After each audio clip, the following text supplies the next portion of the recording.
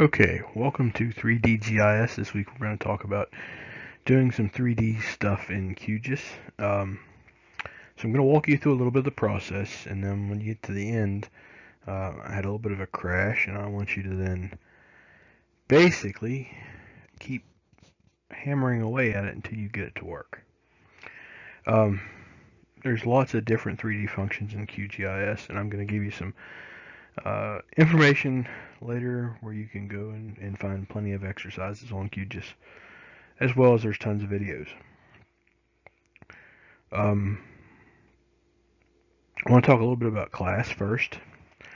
So with the COVID-19 virus out there, and us moving all of our classes to online, what we will generally do is have a video lecture like this where I'll post a URL to a YouTube video that will then, have me talking like this with the stuff.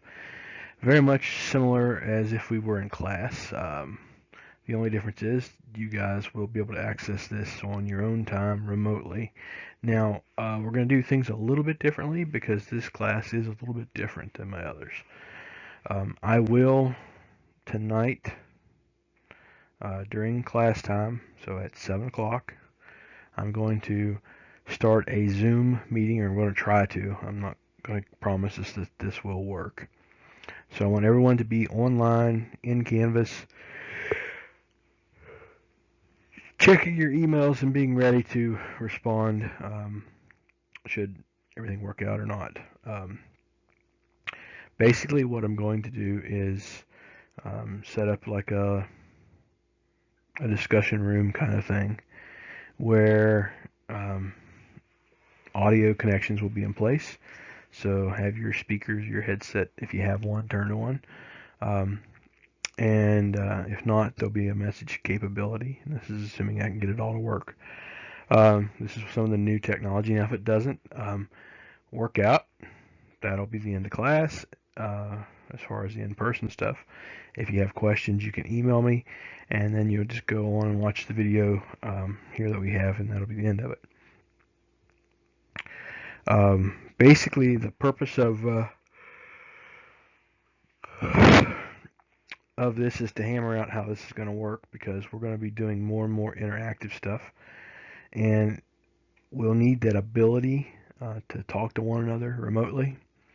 And so hopefully the plan is we'll hammer out the kinks this week. You guys will have this QGIS activity and another assignment, and then you can move on into the next week and so on. And then when we have these sort of interactive sessions, it should work a lot smoother. So the other thing I wanted to sort of mention was the geothermal challenge. It looks like they've extended one of the dates, probably because of this. I will be investigating that a little bit more. I had an email about it. I just haven't really had time to look into it. As you can imagine, my plate is a little bit full right now with making all these classes online. So, but again, if you have problems, or questions, or concerns, email me. If you need to talk, we can do something on Zoom, or maybe even set up a phone call or something. But we'll burn those bridges when we come to them. But for now, we're just going to talk a little bit about QGIS, and then I'll give you an opportunity to work on this for a few days and to do the other Esri assignment for this week. And we'll be back in contact next week.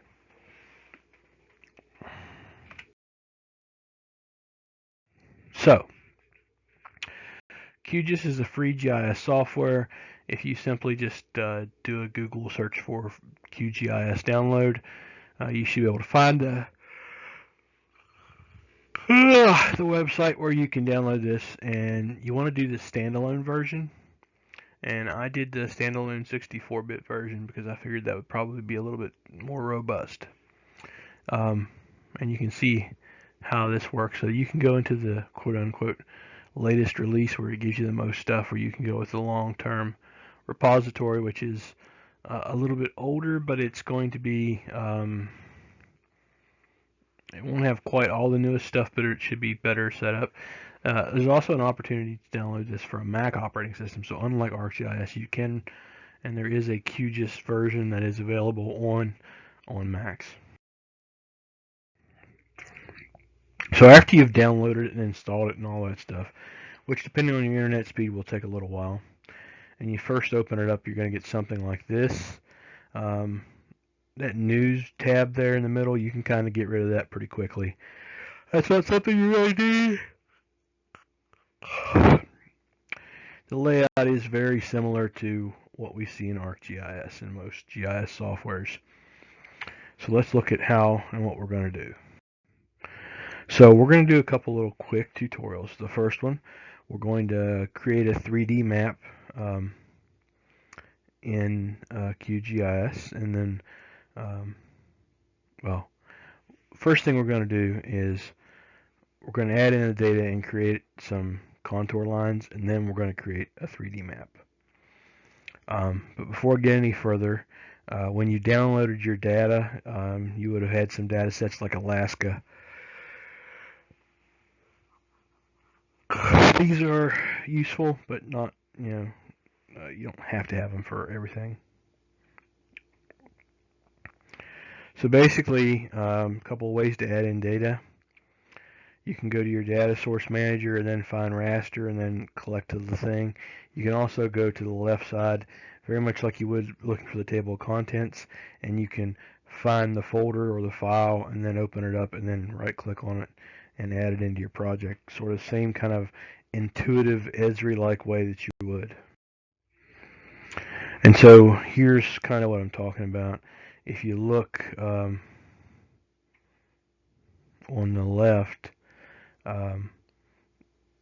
I've found the GIS database folder where I had this information in. It was in the QGIS sample. I went down to the rasters. I found the Alaska one. I right clicked on it. I added it. It showed up in the layers below. And then I get this. It's telling me something about it. I just clicked OK and went on. And kaboom, I got this. I now have this conic projection of Alaska as this hill shade, which is actually pretty neat. And if you right click on the layer up in the browser window, which is the top side window on the left, it shows you the metadata.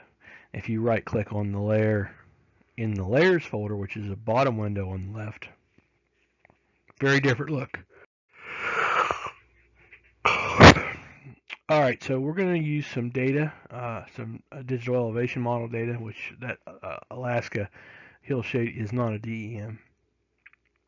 And so we're going to get it from the WebGIS page, and webgis.com, and we're looking at the Shuttle Radar Topography Mission, the SRTM-3, and basically this is the 90-meter version, and it shows you this map here, and if you click on the map just one time, then it allows you to download stuff. But first you have to figure out what you need. So I like to click on the large map so that I can see where I'm at. And so I picked an area here that's in this negative, it's in this 56 by 159 range, which is going to put you down there in the tail of those islands off the bottom of Alaska in the brown. And then it'll take you to this page, and oddly enough, all you have to do is just scroll down until you find those numbers, which of course were north 56, west 159.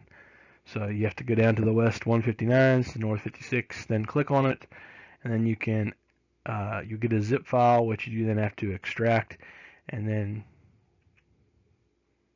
boom. Once you've done that, you can go into the folder where it's at. In this case, I have it in my GIS database folder. There it is. I click on it. I add it to my project. It shows up in my layers, and it shows up on the map. Really interesting. Now, if we want to extract a digital elevation and create contour maps, this is sort of the process for how we're doing it. So what we really need is this HTG file, which is this raster you just downloaded from the WebGIS location, and once you have it in there, you can tinker with it a little bit, and basically you're going to get this gray band image like we see here, and we're going to have to modify it. So we're going to go to the layer properties and click on the style tab. In symbology, and you notice the values, it shows all this different stuff and everything's good. And we're going to change that render type from to single band pseudocolor, and then we're going to go through this classification process till you get all these different looks. If it doesn't change the values in that window there in the middle of it, you got to tinker with it a little bit. First time I tried to do it, it didn't want to work right. But once you got it classified, you can change the number of classes and all kind of stuff like that. Then you're going to click OK, apply, and then OK. And then we'll go on to that extraction process to create the contour lines. So once you do that, you're going to go up to your contour tool, put in your input layer and all the stuff and what your intervals you want and whatnot, and then basically run it. And I zoomed in a little bit so you can see it because it doesn't really show much detail because this is a really large area. But you can see these 10-meter contour lines placed around the reclassified digital elevation model, which I thought was kind of interesting. So again, here we got the layer properties, and the next step is to create the 3D view. And so we're going to stick with the single band pseudocolor, make some other changes, and you'll get this message when you try to make a 3D map. And you do this by going up on the menu bar, and under view there's new 3D map view, and you click that, and the first thing it's going to tell you is that you got this issue because your data layer is not in a projected coordinate system, it's in a GCS. So you've got to make a change initially. And so you can go to the layer properties and look at the source and see what it is. And then over to the right, so you see where it says set coordinate reference system. This is after I've kind of done it, but the little tiny icon at the end of that column right before you get to the text where it says in the menu bar, click on the blah blah blah. That'll give you the opportunity to search through, and the one you're going to be looking for is this WGS 84 World Mercator, or EPSG 3395. And once you find one of these and you set OK, that's going to change the projected coordinate system for the actual data set. Now, it'll look kind of like this. There you can see what it is I picked and what I selected, and I clicked OK. It shows you the range that that's applied to, and everything went off seamlessly. But my 3D view still didn't exactly work right because my map document was still in a GCS. And so what I did next was I clicked on my layers, and I went down to set the CRS, and you can do that, and that wasn't exactly what I was looking for either. I played around with it a little bit, and eventually I found an option under setting the CRS to change the map to the coordinate system of the layer, and that's what I did. And so that allowed me to then actually click the button there that would allow me to see the 3D map. But to get it to load up in the 3D map is the easy part. To get it to be displayed in 3D is the not so easy part. So the next step in that process is to configure it. And there's various things that you can set up as far as what you want to configure. And I'll give you some information on that in a second, but basically you want to go in and tell it that this isn't a flat surface, it's an elevated surface, and it gets the elevation values from the digital elevation model that's in your layer file, which you then select.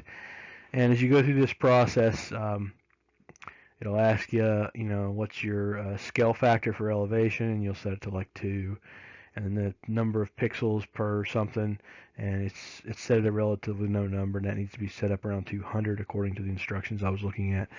And then once I did all that, my 3D map was empty. And then I did what you students typically do. I became impatient and tried again and again and again, and then it crashed, which leads me to believe something wasn't quite right. So, why did it crash? Too big of an area? Possible. Glitch? Possible. It's more likely that I never let it finish rendering because it had a lot to do. Oops. Anyway, I want you guys to try this, and after you get to this point and you've solved this, I want you to spend about another, say, half an hour or to an hour before next week looking at some other 3D functions in QGIS, and the way you can do that is by Googling 3D functions in QGIS and seeing what's there. And what I'm talking about is things like line of sight, creating hill shades, hydrology type stuff, and just look at some of these functions and see. There's lots of little quick short labs out there, and I'm going to give you a web address on the Canvas page that'll sort of help you understand that. So that's all I got for you as far as our little demonstration of the QGIS 3D stuff. This has been a short 15-20 minute kind of talk, and so you would, if we were in class, you would have had an hour and a half to play with this, which is about what it should take you to sort of go through this process of downloading it, finding the data, picking some, adding it in, getting through to the end, and then figuring out what went wrong. And so I'm going to give you some bonus questions about this in Canvas for you to answer, and a place to upload, and show me your 3D rendering of the place you selected ultimately. And so, but that's basically what I've got for you guys this week. Spend the rest of your time, continue working on your projects, continue improving your 3D visualization skills. And when this virus thing's all over, maybe, just maybe, I'll get to see you guys in person again sometime.